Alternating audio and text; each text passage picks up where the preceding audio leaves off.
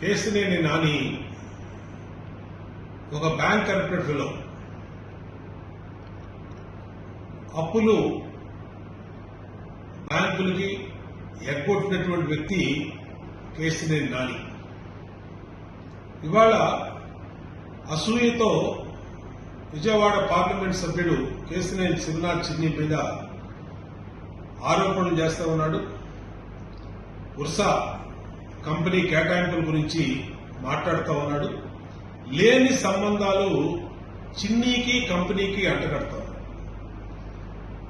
ఇవాళ ఎక్కడో అమెరికాలో ఉన్నటువంటి వ్యక్తులు ఒక కంపెనీ పెడతాం కోసం ప్రభుత్వాన్ని అప్రోచ్ అయ్యి ప్రభుత్వం నిబంధనల మేరకు కేటాయిస్తే భూముల్ని దాన్ని విజయవాడ పార్లమెంట్ సభ్యుడు కేశినేని శివనాథ్ చిన్నికి అంటగట్టినటువంటి మూర్ఖుడు కేశినేని నాని.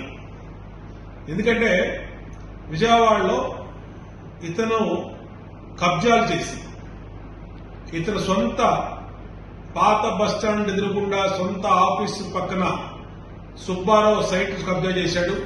అవతల పక్కన సొంత సామాజిక వర్గం సైట్ని కబ్జా చేయకపోతే వాళ్ళు తిరగబడ్డారు.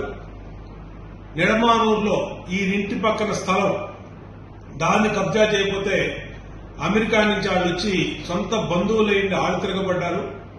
ఇవాళ విజయవాడ నగరంలో ఇతనుకున్న ప్రతి ఆస్తి బ్యాంకుల్లో అప్పుల్లో సీజ్ అయిపోయి ఉంది. జేడ్ హోటల్స్ కానీ ఆ హోటల్స్ బ్యాంకు అప్పు ఎగ్గొడటానికి అగ్రిమెంట్లు మార్చి లీజ్ అగ్రిమెంట్లు పుట్టించి కనబడకుండా తిరుగుతున్నటువంటి వ్యక్తి కేశినేని నాని. ఇవాళ ఎక్కడ కనబడితే అక్కడ చొక్కా పట్టుకొని నిలదీయడానికి బ్యాంకులు రెడీగా ఉన్నాయి. ఒకేపు Shriram chit funds, Shriram finance, ఒకవైపు ఎంప్లాయీస్ కి జీతాలకు ఆ కేసులు పెండింగ్ ఉన్నాయి. ఆఖరికి సొంత కార్లు ఫైనాన్స్ లో ఉండి దాచుకొని తిరుగుతున్నాడు. ఇది కాకుండా దొంగ నెంబరు పెట్టి శ్రీరామ్ ఫైనాన్స్ బస్సులను అమ్మేసినట్లు ఇతను కోసం ఆళ్ళు తిరుగుతూ ఉన్నారు.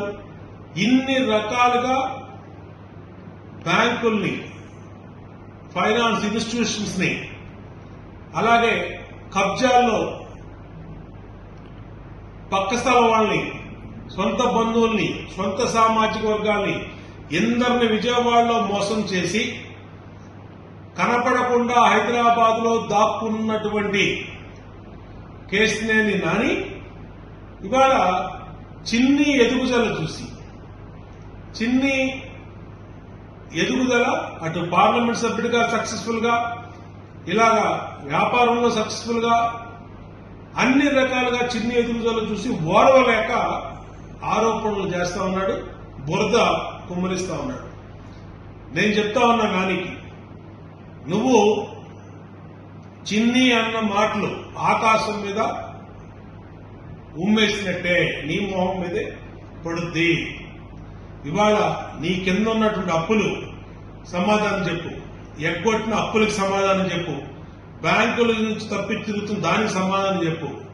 ఇంకొకసారి కనుక నువ్వు చిన్ని విషయంలో తప్పుడు ఆరోపణలు చేస్తే నిన్ను ఎక్కడున్నా పట్టుకొని బడిత పూజ చేస్తామని కేశినేని నానికి హెచ్చరిస్తాము.